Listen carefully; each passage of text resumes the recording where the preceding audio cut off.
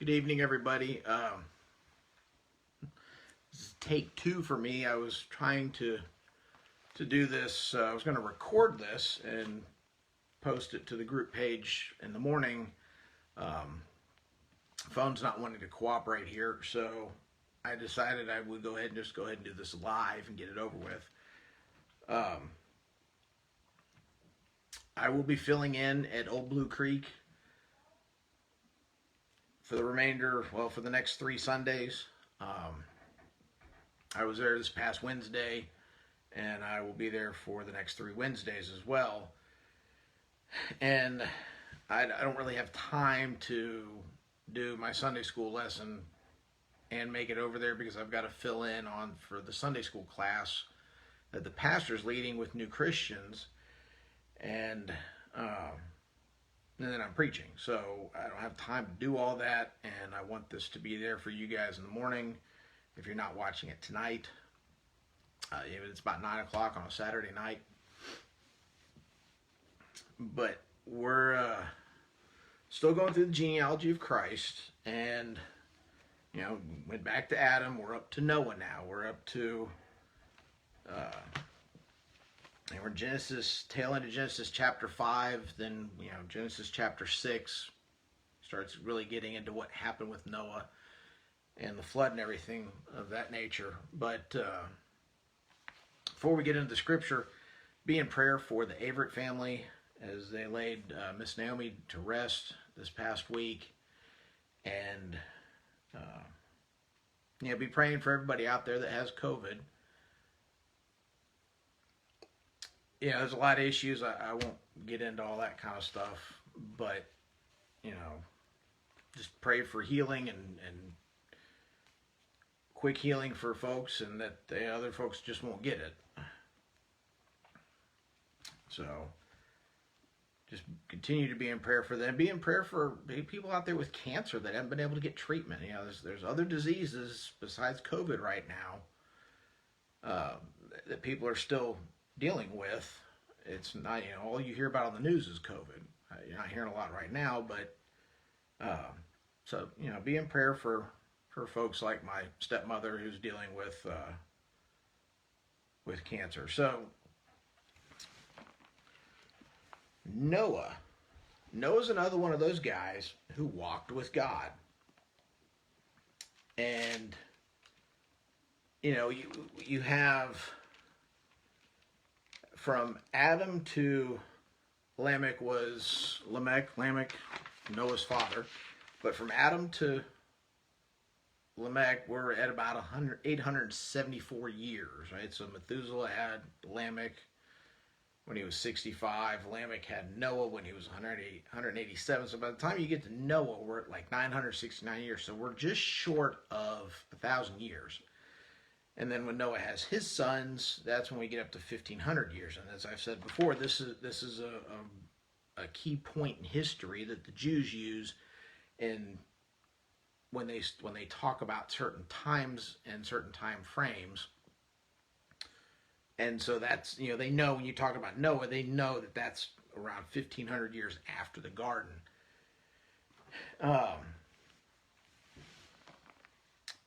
So Noah, right, Lamech lived 595 years after Noah was born, and he died at 777. Adam, right, this is something to keep in mind. This is, I think, is important.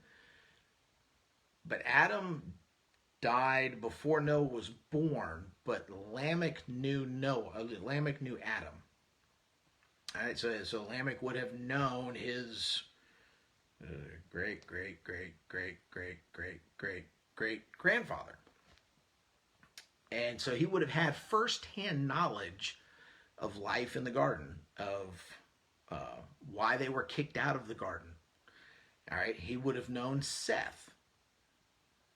Maybe I have to look a little closer at that, but he would have known, should have known Seth, and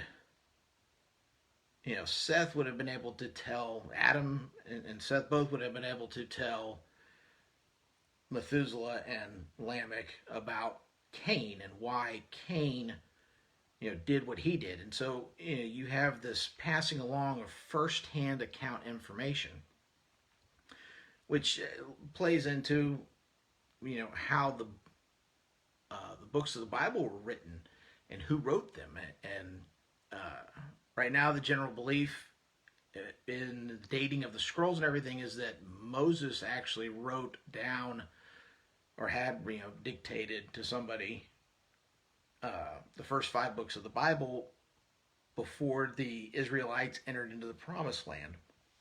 Excuse me.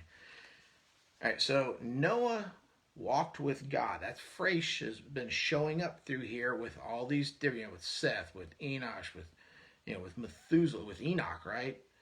Enoch walked with God, and he was no more. And so God's picking these righteous people to carry on the bloodline.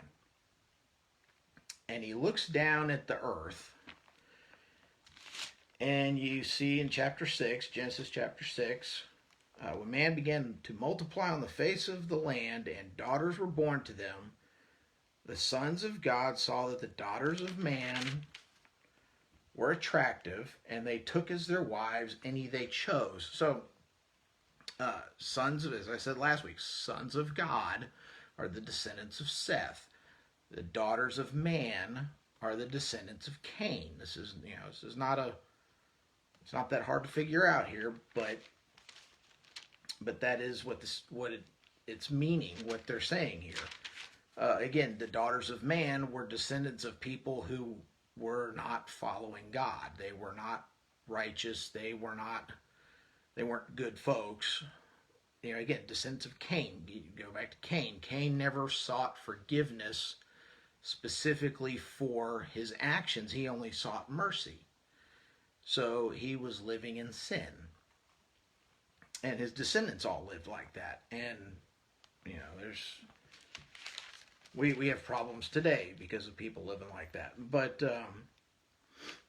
as they were intermarrying with these people they shouldn't have been marrying, that they shouldn't even been dealing with, sin increased, and sin was beginning to run rampant. And at the same time, you had, the Nephilim, chapter 6, verse 4. Nephilim were on the earth in those days, and also afterward, when the sons of God came into the daughters of man, and they bore children to them. These were the mighty men who were of old, the men of renown. So, there's a lot there when you start talking about Nephilim. They found bones and skeletons that are 9 foot and taller people. And there's a lot there we can get into, but the key focus here though is on Noah. And needless to say, the Nephilim were not godly creatures. They were not godly men. And so that's what's going on the earth. But Noah, let's see here. Verse 5, right? Chapter 6, verse 5. The Lord saw that the wickedness of man was great in the earth, and that every intention of the thoughts of his heart was only evil continually. And the Lord was sorry that he had made man on the earth, and it grieved him to his heart. Verse 7. So the Lord said, I will blot out man from whom I have created from the face of the land, man and animals, and creeping things, and birds of the heavens, for I am sorry that I have made them. And here's verse 8. But Noah found favor in the eyes of the Lord. So, God's always looking for the righteous remnant. Fast forward to Sodom and Gomorrah, right? And Abraham's saying, hey, God, look, don't destroy them if I can find a few righteous people. And the only person they could find who was righteous was Lot and his family. And they were living it up as sinners, but they were still more righteous than anybody else. And God saved them. So God will save a righteous remnant. God will save those who are right with him. And again, you see that all the way through the Old Testament. There's always some remnant left over that God preserves in order to carry on the bloodline. He's got a purpose here, and the purpose is to bring us to Jesus. And so as I said last week, it didn't take 120 years to build the ark. The Bible doesn't say that. If estimates, if you sit there and do the math on this stuff and you read into it a little bit better, like the article I posted from Answers in Genesis, it probably took somewhere close to 75 years to build the ark. And when they started building it, would have meant that Shem, Ham, and Japheth were around 25 when that happened, because they were born about the time Noah was 500 years old, and the floods didn't start till Noah was 600 years old. So he would have had to have help. He didn't use weird creatures and stuff to build. He built the ark out of gopher wood himself with the help of his sons. So they had to be old enough to help, and which would have made them about 25 when they started building the ark, and it was finished and started raining when Noah was 600 years old. So that would have made Shem, Ham, and Japheth 75, roughly. Now, they didn't have any children until after the flood. So that's a situation where we know that they went for at least 75 plus years with not having children, as opposed to some of these other folks who may have had children before. I'm sure Enoch had other children before 65 when he had Methuselah. It's just that Methuselah was the righteous one that was chosen to carry on the bloodline. But Noah's the guy who walked with God, and he had God's favor. So when he looked down, God saw that he was righteous, and that's who God chose to preserve the bloodline. Excuse me. So, when you get into the ark, it's a true story. It's a real thing that happened. They have found the ark by satellite. People have actually been up to it. They found Mount Ararat, and it's somewhere like on one of the borders of Turkey. And at one point, last video I saw, they were actually trying to turn it into like a national park in order to promote tourism, to get, they're interested in making money. I mean, yeah, they're Muslim nations, but they also want to make money. And they know that bringing in, Christians and Jews and stuff that are going to pay money to come see this thing and, bring tourism to the local communities there. So I don't know what the status of that is. That video was made several years ago. But a guy named Ron Wyatt found Noah's Ark. And so we know that there's a boat on a mountain somewhere. And it does line up with, and when you get into the flood, I've heard these theories that that it was a localized phenomenon, like it just only happened in the Red Sea. I don't see how. I've been out to sea. I've been out on the Pacific Ocean. I've been out where you don't see land for hundreds of miles. So I know, horizons are typically 15 miles. So if you're in your boat and it's a calm, flat sea, you can, in good weather, you can usually see 15 miles in every direction around you. But to sit there and say that somebody got into, I'm sure there's a part in the Red Sea where you're not going to see the land, but it's not for very far or for very long. It's not that big of a body of water. But what contains, you're talking about the flood happening, rain for 40 days and 40 nights. And it was enough rain that it covered the earth. Again, I believe the Bible to be true. I don't think this is conjecture. I don't think it's hyperbole. I don't think it's a parable.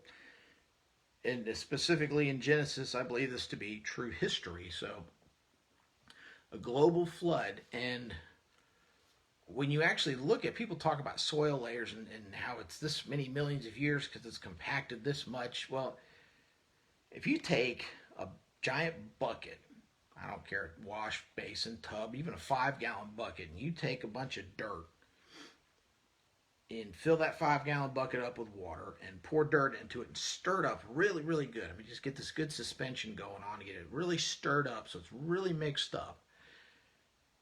What you end up with sediment layers. And so the heaviest stuff is going to fall to the bottom first. And it will, layer itself up. And over time, it will compact itself and all that. But that's what's going on when you have this great flood. There, water was coming up from underneath. So it wasn't just, it was raining down on top, which it had never rained before. And then you have waters coming up from underground. And so, which prior to the flood, it had never rained.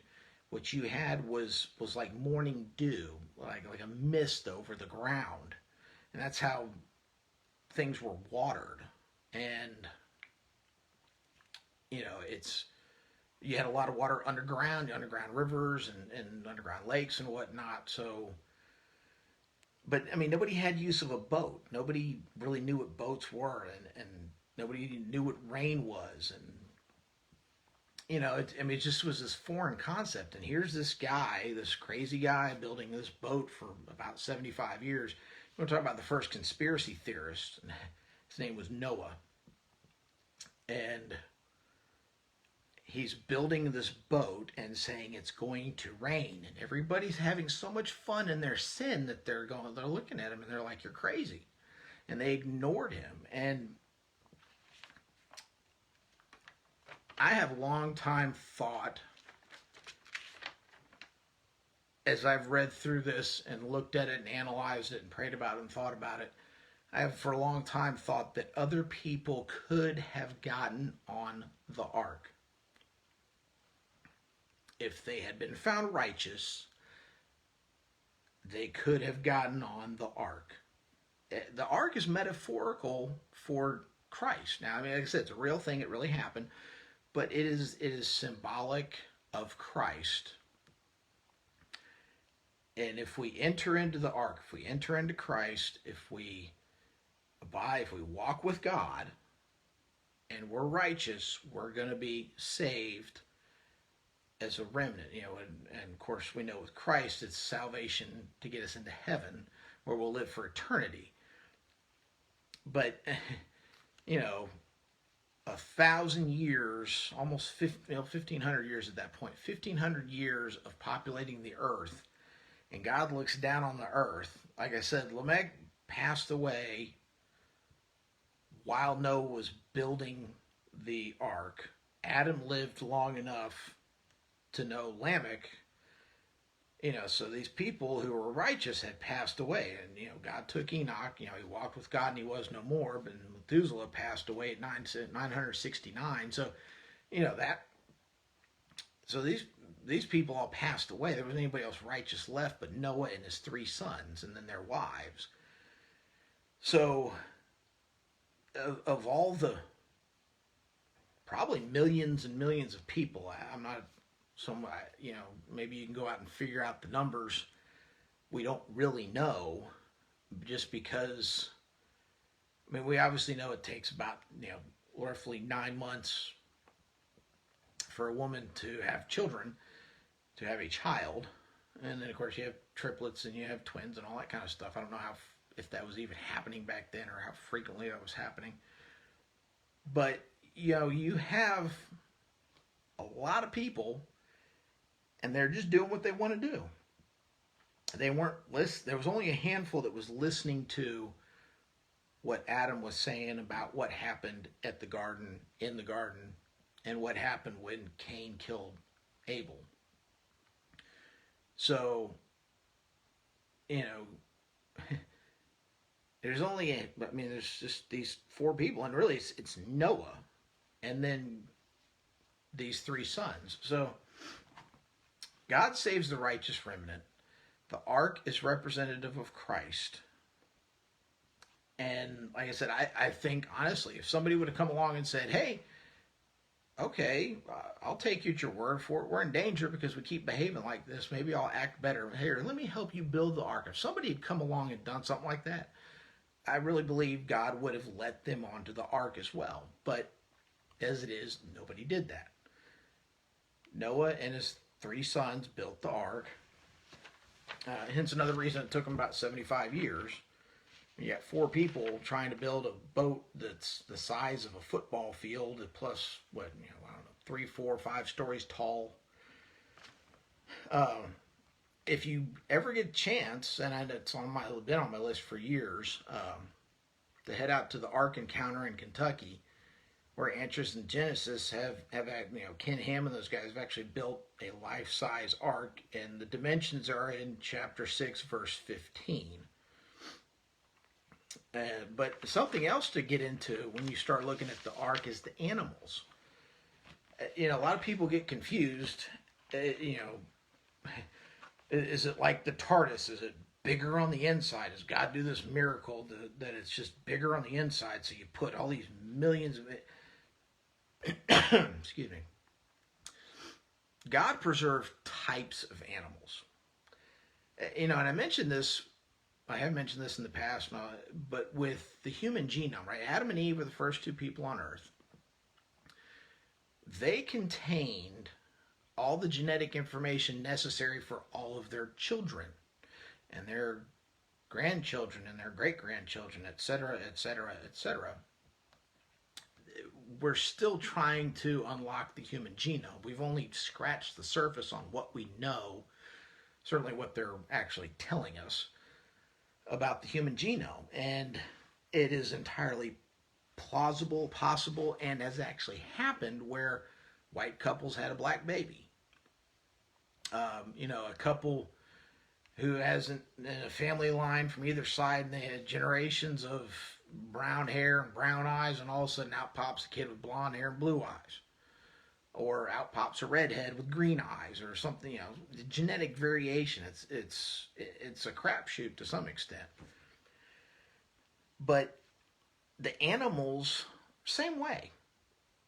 It's within the DNA of humans is all the information necessary for every skin color, skin type, eye shape, hair color, whatever.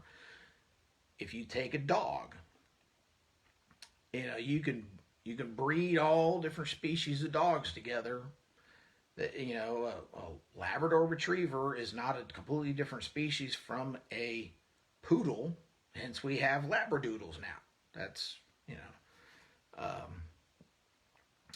I think it would be interesting to see what the world's greatest mutt would be if you took every species of dog and found a way to breed them all together. It would take you a few generations, but that would be interesting to see, wolves included. I knew people growing up that had wolves that were part husky. But so it's a dog, a male and a female dog, lions and tigers and cats. Same thing there. Even your domesticated house cat, it would take a laboratory, but you could breed an ordinary house cat with a lion. It's weird like that. But, so you have a cat of some sort, whatever that looks like. Again, male and female. It was 2 of every kind of animal loaded up on the ark. Males and females. Males and females. Reproduction is supposed to work like that. Males and females. Not 2 females, not 2 males. Males and females. And it was animal types. So, I don't know exactly how that works, maybe with cows and horses. Or, perhaps that is, horses are different. But are the horses, do they line up with gazelles? Giraffe, maybe? I don't know. But, that's why the ark was only so big. You didn't have to have millions of little stalls for, thousands of different subspecies, because you had the main species in and of itself, And humans were like this. So you have Adam and Eve down is spread out, and we're populating the earth. God knows how many people, millions of people, and it funnels bottlenecks down to Noah and his 3 sons. So you go from 2 people, a whole bunch, back down to 8 people, and then those 8 people turn around and repopulate the earth after the flood. And how many billions and trillions of people since that time, and of course we're not living past 120 these days. As God said, I'm not going to strive. My spirit will not strive with man, and will not always strive with man, and their days will be 120 years. So Noah lived to be 930 or 950 years old. He lived like 350 years after the flood. Yes, he lived 950 years. So the flood happened when he was 600, and he lived another 350 years after that. Shem, Ham, and Japheth lived for a few hundred years each. But once you get past that, the ages start dropping off, and they start getting younger and younger and younger. So, which again, population-wise, and here we are. That would have been 1,600 years. The start of the flood happened at 1,600 years after the garden. We're over on the Jewish calendar. We're at 5,700, almost 5,800 years. So, 4,000 years after the flood was, much longer time to populate the earth. But, it took 40 days and 40 nights when the rain started. Again, water was coming up from underneath as well, as you can read in chapter 7. And, that's why I have a hard time with the flood being a localized thing. You would have to find mountain ranges completely all in a full circle that would hold that much water. Plus, at some point, the mountains disappeared because it flooded. And like I said, I've been out in the Pacific, and I've been where there's no land for hundreds of miles around you, and everything's really deep. So and when you get into the sediment and the different stuff and the rock layers, and they talk about like iridium, right? It's maybe they've seen it on like sunglasses. I remember when that was a big thing in the 90s, iridium coated sunglasses, right? Oakley made a bunch of them, and there's this thin layer of iridium at almost the same level all the way across the earth, and they swear up and down that's because of a meteorite with iridium in it crash landed into Earth. Well, something that would create the same exact effect as this iridium layer, expanding throughout the atmosphere because it killed the dinosaurs millions of years ago, right? Which, by the way, they just found a fully complete dinosaur that still has soft tissue on it. And if it has soft tissue on a dinosaur, that means that we're talking about something that is less than 5,000 years old. Yeah, something else you can look up. Answers in Genesis has good stuff on it, but look up soft tissue fossils, and their ages cannot be millions of years old. So where do you have this dinosaur that existed 1 million years ago? Suddenly you found one with soft tissue that hasn't fully fossilized. How's that work? Unless there was a great flood 4,000 years ago. So if that's the case, again, animals would have been trapped in all that sediment. It would have been compacted, and they would have been crushed. God killed all the animals. That would be something really interesting to get into an alligator's DNA. If you could, really break that down and see if you could really truly identify the different markers and the different proteins within the DNA that would be able to make a certain type of animal. And not just finding with Jurassic Park, finding a mosquito trapped in amber that's fossilized, that they're able to extract the blood, and they've been trying to do that, but it's the flood's real. This is 4,000 years ago. The ark was real. God is real. Noah was a real person. He walked with God. He was righteous. God preserves the righteous. There's a remnant. And that's something we see repeatedly. And so I'm going to wrap this up. And I will do this again next week.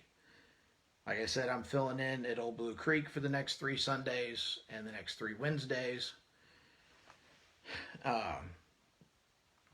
And we will talk more about Noah next week as well, especially getting into the flood. I want this to be as comprehensive as possible, just because there's so much here. I don't want to just gloss over and, oh, Noah was a righteous guy and he lived for this many years and let's move on to the next guy. No, we need to understand the Old Testament, and we look around us and you look at what's going on in society today across the earth, and sin runs rampant, and people are doing what they want to do. They're not doing what God says to do. And in the church and outside the church, it's really unfortunate that the church resembles outside the church. Divorce rate is the same in the church as it is outside the church. So, we need to go back and look at the Old Testament and look at what people were doing that was wrong, but let's look at what they were doing that was right. Noah walked with God. I say this, but, can you imagine walking with God? Well, yeah, hopefully you can. If you're a Christian, you should be walking with God. You should be talking with God. You should be, engaged. Prayer, reading your Bible. Everybody's out there trying to figure out the will of God right now. Are these prophets right? Are these modern prophets wrong? Or, what's going on here? And everybody's questioning, well, how do you know the will of God? Well, it's written in His Bible. It's written in His Word. And that's what we have. And we have the Holy Spirit that will comfort us and that will teach us. So, God will preserve the righteous remnant. And that's what's going on with Noah and his 3 sons. And when God told him to build the ark, it was to preserve the righteous. So, say a prayer for me as I do my best to bring the Word of God at Old Blue Creek, and be in prayer for Brother Roy that he is able to lead Lowrytown and do the things that need to be done. Be in prayer for all those who are sick and those who are grieving. And I will see you next week.